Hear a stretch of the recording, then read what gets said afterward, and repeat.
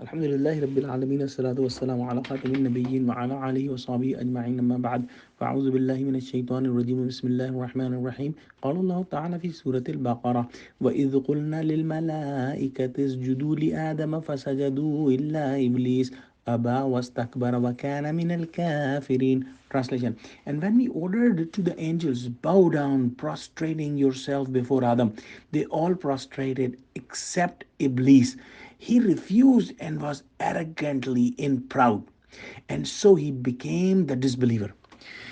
One thing we should understand that each ayah, each word of Quran is very important. But if anything is repeated in Quran 2 times or more, it is much more important. And this Adam and Iblis story is repeated 7 times in Quran. So we can understand how much importance this story has. And not only as a story, this is connected directly to us and it involves directly to us on our day-to-day life. So it is imperative to understand the concept of this story. And we have seen that Allah subhanahu wa ta'ala has given the caliphhood of the earth to Adam or the mankind. And angels asked a question about that, and Allah gave the answer, and they were satisfied. But Iblis was not satisfied because he was arrogant and he thought that he was better than Adam because Adam was created by the dust and Iblis was created by the fire. He was a jinn. And the angels are created with the nur or light. So in Surah Kahf, ayah number 50, it is clearly written that he was among jinns. Allah subhanahu wa ta'ala says, and a very similar ayah to this ayah that we are talking about.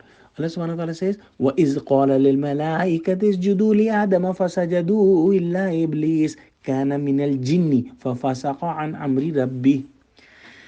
And recall when we said to angels, fall prostrate before Adam, so they all fell prostrate except Iblis. He was of the jinn and he rebelled against the command of his Rabb.